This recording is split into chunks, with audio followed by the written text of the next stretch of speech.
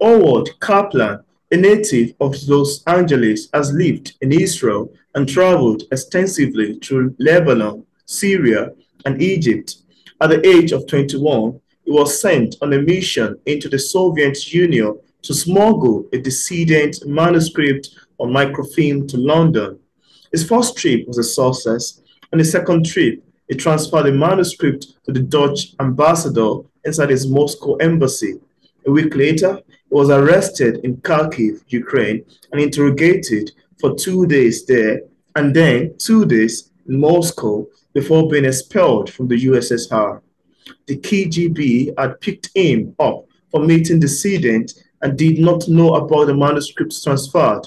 He holds a BA in Middle East History from UC Berkeley and an MA in Philosophy of Education from UCLA. He is the author of 5 novels. And on today's episode of Author Interview, it's a pleasure to have Howard featured on the show. How are you doing, Howard? I'm good. Pleasure to be here. Yeah, it's nice to The have you way to go here. to Africa. I've been to East Africa, but that's all. Oh, that's amazing to have you here. So, Howard, could you tell us about your book, The Damascus Cover, which is the first book in the series of The Jerusalem Spy? How does this book come about? What inspired you to write The Damascus Cover? When I was 20, not quite 21, I was a student at Berkeley. I wanted to see the Arab countries. So I went to Lebanon. And then from Lebanon, you can get a shared taxi. You just pay for your seat to go to Damascus. And they give you a visa at the border, which was very helpful. Very helpful. The problem was about an hour ride. These distances are short, not like California. And we went to the Great Mosque, the Great Umayyad Mosque, which was built on Roman ruins. And then we went to another area of Damascus, and my friend saw that somebody was following us. The same man who'd been in the mosque was walking behind us. His pants were rolled up. My friend remembered that. So we left Syria immediately, went back to Lebanon. But in that day, I had a great taste. Damascus is the oldest continuously inhabited city on the planet because it's on the trade routes from China to the Mediterranean. Wow. And an underground river comes up, starts in Lebanon, goes through the desert, 50 miles, and comes up in Damascus, branches out into 7 branches, and it is really the most fabulous oasis. There are fruit trees of about everything you can imagine. And I wrote about this in my later novel, The Syrian Sunset. They make an apricot paste from the apricots in Damascus and ship it all over the Arab world for Ramadan. They make apricot juice out of it. So I had a taste of Damascus when I was 20, and I came home and I thought the city was an exotic city, not well known, not written about a lot, still very important to Christianity. Paul had gone on the road to Damascus. It's also only about 50 kilometers, I think, from Jerusalem to Damascus. Wow. All these areas are really close, even though the borders are not open. So I began to write a spy novel, a thriller, about an Israeli agent who was sent into Damascus and a little bit used by his own people for their own purposes without his knowing. He's a little bit downtrodden on the latter part of his career, and they decide they can use him. And the book has a big twist in the end, which I confess I didn't see when I first started to write it, but I was lucky. Wow. It came up. I created a new character for someone to have a conversation with about 2/3 through. And suddenly, a few days later, I realized, wow, I can do a twist with him. And that's how the book came about. And it was my first published novel and translated into 7 languages around the world, and was a fairly successful book. I also I was invited to the Beverly Hills Hilton Hotel on a big book program, and I ended up sitting next to Clive Cussler. He had written his first big book, Raise the Titanic, and he was the nicest human being on earth. He read my books. He used to write me handwritten letters from Golden, Colorado, and he gave me a quote that I keep using for all my novels. So I had a fortunate start. Wow. That's amazing. That's kind of amazing to know. I'm kind of excited to know about the experience and to know you have a fortunate start. That's great. Now you also have Bullet of Palestine, which is the second book in the series of the Jerusalem Spy. You know, picking up from the Damascus cover, and without giving too much information away, could you have a sneak of what you would expect reading Bullet of Palestine? I then wrote, after the Damascus cover, 3 novels that have to do with the Israel-Palestine conflict. The first was Bullets of Palestine. The second is To Destroy Jerusalem. And the third is The Spies Gamble. They all 3 have the same 2 main characters. One Israeli spy and one Palestinian agent. They're all independent. They can be read separately in any order. It was my attempt to humanize both sides. I wanted people in the Arab world to see Israelis as human, and I wanted Jewish people and Israelis to see Palestinians and Arabs as human. At the same time, I started teaching an undergraduate class at UCLA called The Fiction of Conflict, novels written by Arabs and novels written by Israelis. And as you might imagine, the Arab students came in and they were most interested in the Israeli novels because they'd never read them before. The Israeli students and the Jewish students were most interested in the Arab novels because they never heard of them. They were never taught in their tradition as to see the other side. So both of those 2 experiences mirror each other, both teaching undergraduates. And the funniest story was I used to teach from 12:30 to 1:45.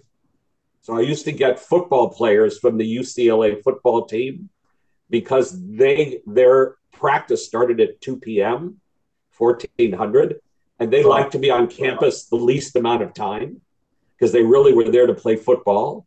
So they took my class because it ended 15 minutes before practice. So I had a lot of diverse students from all over the world. And the same experience was in the novels. Even one of my students was a Christian evangelical. And he came in, he had a little student card, a business card, and he had biblical passages on it. So I used him in To Destroy Jerusalem about the evangelical interest in Israel and Armageddon and how that would bring about the second coming of Christ. So I'm a little eclectic. So here I am talking in Africa. And as I say, I've been to Kenya and Tanzania, and I was in the airport in Addis Ababa, but that's my only experience. Wow, that's quite amazing. And I love the sound of your books. Even ordinarily, judging from the cover title, they sound very pulley. And when I check through the pages on Amazon, they're very compelling. I'd love to pick up one afterward. Then you have another novel titled To Destroy Jerusalem. Tell us, Howard, what is the inspiration behind To Destroy Jerusalem? Well, part of it was I travel a lot within the West Bank, the occupied Palestinian territories, and I wanted to elucidate, to illuminate what it's like to be under an occupation. My parents were Holocaust survivors. My mother was in a concentration camp in Auschwitz, and my father was Polish and lost all his family. So I have a sensitivity towards oppression. And that can be African American people in my neighborhood, Latinos in Los Angeles, where I live, or also Palestinians. And the Palestinians are being occupied by the Israeli military. And there's no such thing as a peaceful or benign occupation. If you occupy another people and thwart their nationalist aspirations, like there's a law in Israel that says Palestinians can't show the Palestinian flag. That's stupid. And I'm Jewish and I'm a committed Jew. But as a Jew whose family has a history of suffering and whose people has maybe a longer period of suffering, our national Israeli national aspirations have been realized by the creation of the state of Israel. And I don't see where they should prevent Palestinians from raising their tricolor flag. So I try to write one of my best reviews on, was actually on Bullets of Palestine, but the books are similar, is that from a Palestinian newspaper in East Jerusalem. And they said, I finally start to see Israelis, the occupiers, as a little bit different now as human. And I can go about my day living among them a little bit differently. So for me, that was a big achievement. As I say, to me, both sides have great human qualities and excesses. The excesses are known. So I'm here to write about cooperation, reconciliation, because I think it's the only future. So To Destroy Jerusalem was a novel about trying to smuggle a nuclear weapon into Israel and to assemble it in Jerusalem to threaten the Israelis to pull back from the West Bank. And I used to go to Berkeley, which is near the Lawrence Livermore Lab, nuclear scientists. And I met someone through a friend who helped me with the technical aspects of assembling a nuclear bomb. And I think I snuck it in very cleverly. So I don't know if I worried any Israeli security services, but I think the way I got the plutonium in worked. Wow. So that's To Destroy Jerusalem. Wow. I love that. I love the sound of it. Sounds very compelling and quite pulling for me. Now, Howard, I'm also curious to know if you experienced any challenges while writing your book, because I see that their team are quite very nice and quite evocative. If you have any experience, any challenges you experienced while writing the book, could you share with us what challenge it is and how you ultimately overcame it? My biggest problem, and where I'm somewhat envious sometimes of other writers, is I have difficulty coming up with an idea that I find not just compelling, but compelling and important. So that I want to spend a year or 2 years. I don't want to write something that's superficial. I want it to be exciting, but I don't want it to be superficial. So the challenge for me is to come up with more ideas, which I'm not that good at. I can go off in a couple of years before something comes together. So the people that can write a thriller every year, I'm in awe of them. They can do it. And some of these people are very, even Stephen King is enormously prolific. He had to publish under a pseudonym because he was writing so many novels, they thought it would hurt the marketplace. So that's ultimately my challenge. Usually once I come upon an idea, I'm like a steamroller. I just go forward all the time. And that isn't hard for me. Research isn't hard for me. I love the research. On the internet, you can Google like my latest book, which is The Syrian Sunset, which is about the Syrian civil war. I needed to do a checkpoint between Jordan, and Syria. So I Google images and I find pictures of it, even though it's a small checkpoint in the middle of nowhere in our new world. And they had concrete blocks, the kinds that prevent cars have to weave through. Yeah. And I see in the picture that Bashar al-Assad has ordered, or the military has ordered, that they paint fresh Syrian flags on their concrete barriers, which is not an idea I would have had on my own. So a lot of this research is actually not very difficult to do now because of books and the internet. So that part's That's easy. great. That's quite amazing to know. I love the sound of that. Now, also see, I was able to find an article on Google on internet detailing that the Damascus cover was adapted into a movie. Could you tell us about that as well and how it made you feel? Okay, so many years after the book was published, and even it was out of print, Wow. Coincidence happens, or it's meant to be, or it's karma, or it's random. I think a lot of life is just random. I'm not Destiny? so much a believer that things happen for a reason. Yeah, absolutely. But a director, wanted to make a picture in the Middle East, and he happened to be talking to an acquaintance of mine just by chance. Wow. And she had the old edition of the Damascus cover on her shelf at home. Yeah. She pulled it down, gave it to him. He read it. He happened to be, because I'm in Los Angeles, I'm in the right place. He's a director. He called me up. The three of us, or the two of us, I don't remember if she was there, the friend, met for coffee in Beverly Hills. And he'd actually brought contracts with him. And he said, I want to make a film of this book. It took him a while to raise the money, like 10 years. So these things sometimes go quickly, sometimes they don't. And I like to explain to people often that anyone can make a film if they have the money. Distribution is a little different, but you can hire actors, and even famous actors, if you have the money. So this was a low budget film. By low budget, we mean about $5 million.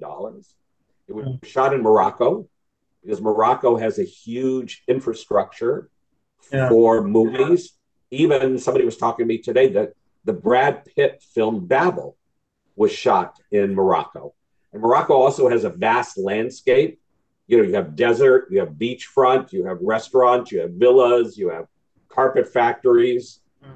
Almost anything you might need for a Middle Eastern picture is found easily in Morocco.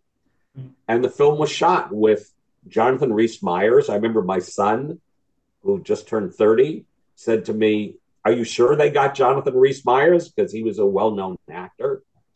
And then they got Sir John Hurt, who was even a bigger actor, to play a smaller role. And the film was shot and released in 2017 or 18, around there. It was in theaters briefly. Then in the US, it was on Hulu and on Netflix in foreign countries around the globe. Now in the US, it's on Tubi, which is a free streaming service. I don't know if you can get it outside of the US, but it's free with commercials and rentable wherever you can rent a movie. There's nobody who's ever tried to rent it that couldn't. It's on all the many, many places everywhere in the world to rent films. So it was enormously unexpected. I reissued the book in preparation for it. The film people were very cooperative. They gave me the film poster, which was a wonderful poster, to put on the cover of the book, both the Kindle and the paperback. And so suddenly the old book was dusted off and has been selling well ever since, for the last 5 or 6 years, even though it had maybe 20 or more years when it was out of print. Good stories seem to last in the same way you can read a Hemingway or a Fitzgerald or just about anybody. They hold over time. They're not dated. Wow. Well, I love the sound of that. And I want to say congratulations on that. It sounds very amazing. And that's quite I think I'm inspiring as well. I think I'm just lucky, just randomness. Two people, it's like people meet their lifelong loves. If they didn't go into that college classroom or sit at that cafe at that moment, they wouldn't have met that person. And Mm, their life has changed. In the same absolutely. way, this director went to this friend of mine, and my professional life was changed because the Mm, movie was a big deal. wow. That's amazing. That's quite inspiring. Now, I also want to ask you, Howard, you have another book titled The Spies Gamble. Could you tell us a bit about the making of The Spy Gamble? The Spies Gamble was the third of these sort of trilogy of Israel Palestine books.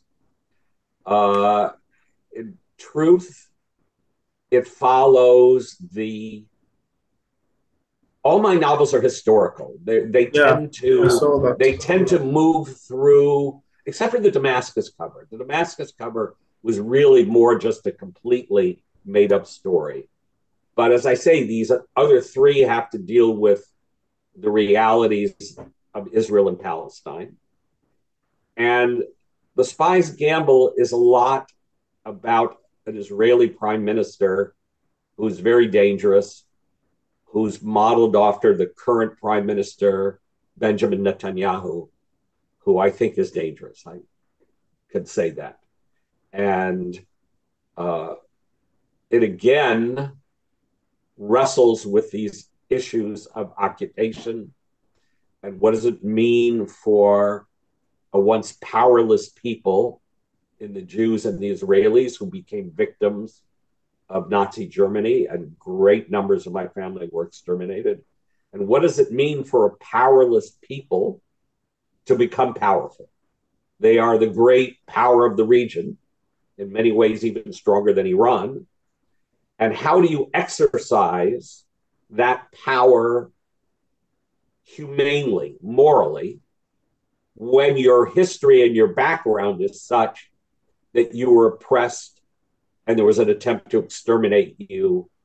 I mean, entirely. I mean, Hitler in gas chambers is you know, it's such a huge notion. It's hard to think of it as something that actually happened. That he took an entire people of 6 million people and marched them into gas chambers and exterminated them.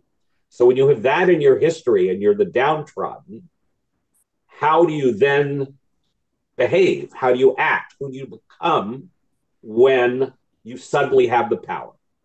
And that's what the Spies Gamble is about. I love the sound of that. I've actually seen, like I saw in when I checked through the Amazon page, that some of your novels, the team, are quite historical in nature. Yes. And I can now also want to ask you, Howard, as authors, we all have different ways of reacting to feedbacks and criticism of our works. Like someone like you who have written novels on the theme of history as well as the other genre. I'm curious to know your opinion about criticism. How do you react to negative criticism of your books if you ever had one in time past? Uh, I think criticism, I'm divorced, I'm single, so I date, I'm on dating apps. I Oh, think criticism of books and criticism of my dating are about the same. There's always somebody who's unhappy with something you do. hmm, Uh, that's funny. Sometimes you can learn from it. Sometimes it's valid. I never respond to it. In other Hmm, words, I don't write back because I don't like arguing, particularly in social media. I don't hmm, think very rarely do people change their minds. I almost think people absolutely. never change their mind. Absolutely. And if it's a valid criticism, I think, okay, I'll do better next time. If I think it's a picky, not valid criticism, I just ignore it. I just go on with my day. As I say, maybe because I'm writing novels, I feel like I don't want to argue with people. Certainly on the political front, there are many people who don't like my politics because they're a bit even-handed for them on both sides.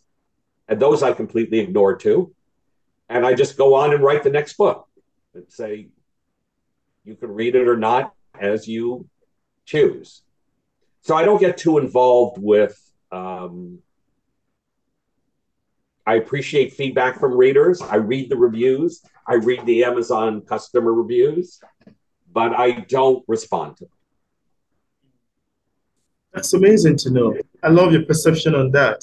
So, Howard, you also have another book titled The Syrian Sunset, which I found the description of it very enthralling. Could you tell us about what inspired the Syrian Sunset? Similar to what I've been talking about before, Mm. I have a great empathy for downtrodden peoples. And the Syrian people have suffered A lot. inordinately from the dictatorship of Bashar al-Assad and his support by Vladimir Putin of Russia. Mm. 500,000, 500,000 Syrians have either been murdered or disappeared. In fact, just this week, not in Los Angeles, I was reading a boat of 750 Syrian refugees sunk in the Mediterranean, and 70 so far are dead, drowned. They're trying to escape Syria. So I wanted to write, and this is my most important book, in a sense, my most historical book. Virtually everything that takes place in the novel, The Syrian Sunset, happened, but all the characters are fictional. All the characters are my imagination. They're not based on anybody, which gives me more freedom to have, romances. There are 2 love stories in the story. There's some tragedy. There's some hope. And maybe the best part, or what people have been talking to me about, and I've started to see it myself, is I didn't intend it, but I ended up making the novel also very funny. In the way Catch-22, the Great War Story, was funny, because there's a kind of balance between the horror of what the Syrian people endure even today, and some humor to make it entertaining. Some of the reviewers have said, for a horrific story, it's enormously entertaining. And I'll give you an example. I have a character who's a Russian oligarch, who's a friend of Putin, and Putin was a big supplier of weapons to Assad. So I talked to some friends in Moscow, and they tell me that the old movie theaters in Moscow are being turned over into big entertainment centers. That means not just movies, but ice skating rink, beauty shop, stores for ice skating clothes, many blocks. So I have an oligarch who's in charge of doing this for Putin, but he's also his own independent self. So he's a lover of movies because his job is to build these movie centers. And he's a great fan of Tom Hanks, the American actor. So if you recall the movie Castaway, which is the one where Hanks is marooned on a Pacific island and has the volleyball, remember, it's a volleyball or basketball, Wilson, who's his only companion. He draws a face on it. But if you remember, what was Tom Hanks's job in that film? The film opens with him working at FedEx in Moscow. And the plane that went down that stranded him was a FedEx flight.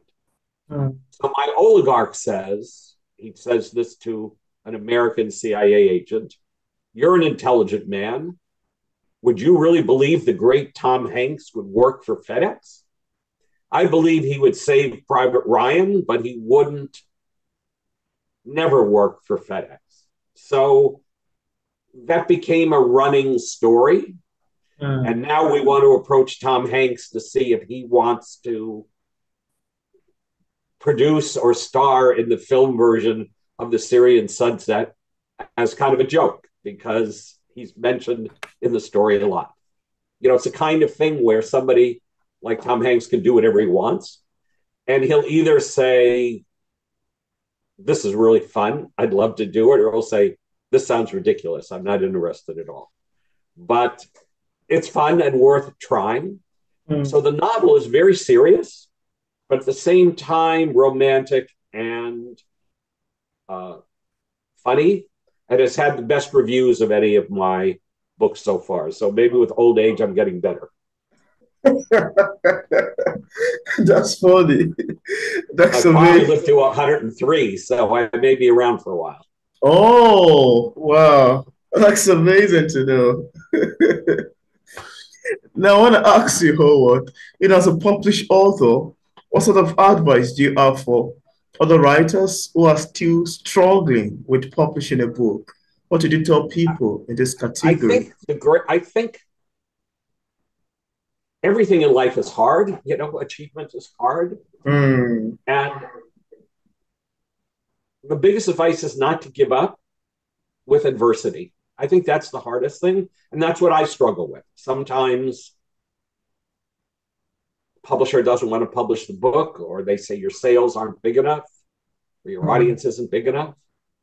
So then you go out and create your own audience and increase the size, or get film people to do it. But I think that's the thing. I think it's easy to be discouraged. It's easy to realize as you're banging your head, or it's easy to feel as you're banging your head against a concrete wall and only your head is getting bloody and the concrete wall is not moving, that things are hard and there's a tendency to give up. I ran into somebody at a party about a year ago who wrote a few books and became a lawyer. He kind of gave up. And then he said to me, I regret giving up, even though my life was a lot easier. So I think that's the big thing. The big thing is to understand that I always say this about my life, nothing has gone easily, but everything is gone in the end. You know, so that's my biggest, I think, advice to fledgling writers, is to accept, maybe even welcome if possible, that it's going to be hard, and to just keep, it's like taking a shovel to dig a hole. One shovel full of dirt a day, 3 pages a day, and you get forward.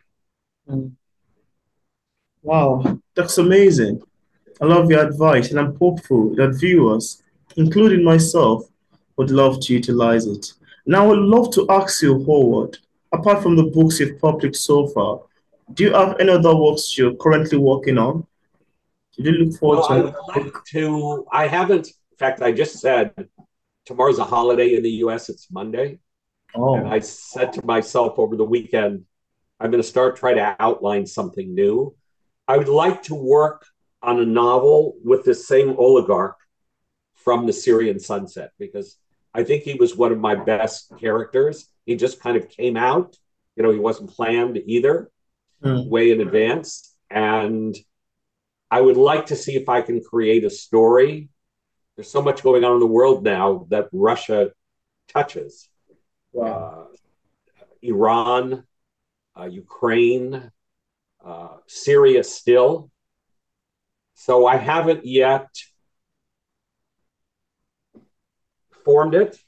So I think tomorrow's the day I'm going to start thinking about it. That's great. I hope I don't go out to lunch instead. That's great, and I hope it goes on well.